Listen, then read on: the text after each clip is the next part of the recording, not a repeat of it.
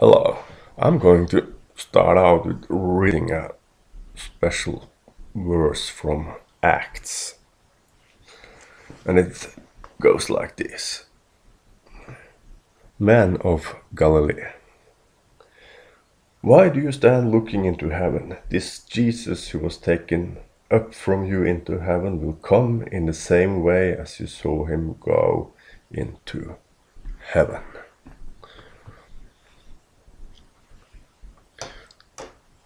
What on earth did this angel mean by that? The Jews had waited for their Messiah for many, many hundred years, and they had a clear idea about how he would be and how his reign would be. They envisioned a Messiah who would have a kingdom and be a king like David was, with a tangible reign, a tangible kingdom with an army that would chase out the Romans and would reign in such a way that it would be justice in the country and everything would be well. So they imagined a tangible kingdom. But as we all know, Jesus said that my kingdom isn't of this world. And you know, many Christians think in the same manner as the Jews did, that when Jesus returns, he will return in the likeness of what the Jews imagined their Messiah would be like, that Jesus will come back and erect or build or whatever a tangible kingdom where he will rule over this world. I don't think so. So what did this angel mean by that? By the same way you saw him go into heaven, he will come back.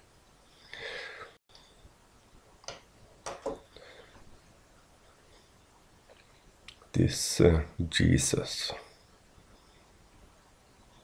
he was a carpenter. Most people knew him as a carpenter, a simple man from Nazareth, born in Bethlehem.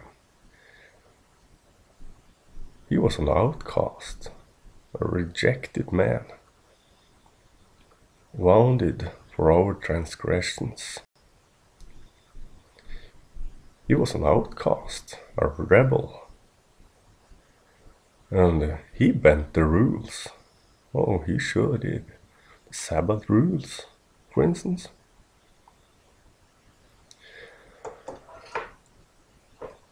What I will say now might be perhaps controversial, but the Jews also are an image of those who try to gain God's favor by following rules, by being good, by doing the right thing. And many people in this world today honestly believe that leading a good life, being a good person is what makes you good enough for God, that he will accept you. Oh, well, I do my best. And I think God is happy with my best. Well, he's not. God is only happy with dead persons that he can resurrect in his Son. That's the truth.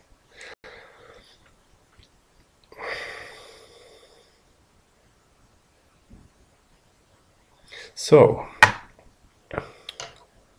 there's only one way to salvation, and that is being dead, utterly dead, and then raised in Christ. And we also have seen that this person who was taken up to heaven, was a rebel, a simple person, a carpenter from Nazareth, but he was also Christ, God's Son. And he returning means, in the same way, that he will come back in rejected persons, in outcasts like you and me, in rebels like you and me, in persons who are losers, the lost, that is you and I. And he will live his perfect life in you and me. In simple woman and man has he found his abode, and it is in these temples, in these cities, that he reigns and expresses him perfectly in this world.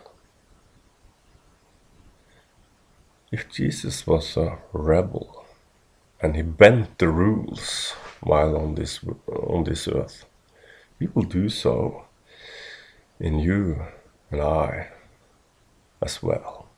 He will. So don't take any condemnation for being a rebel.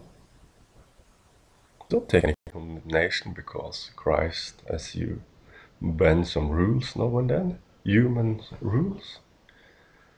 And he always has a purpose by doing so.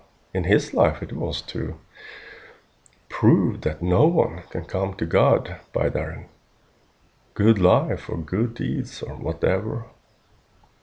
You know, grace is two things. Number one, your bad deeds are not counted against you. Your good deeds are not in your favor. There's only one thing that's in your favor, and that is being dead so Christ can resurrect you. And you know, when Christ came back as a resurrected person. So when he returns, in the same way as we went to heaven, he will come back in resurrected persons. That is, you and I.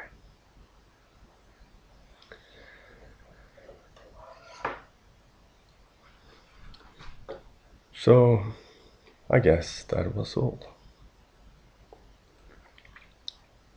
Yeah. Another thing.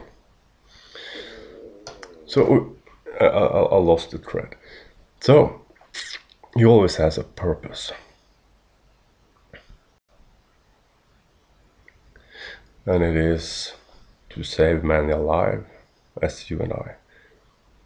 But we mustn't exaggerate this part of the gospel either, about death, dying, being for others.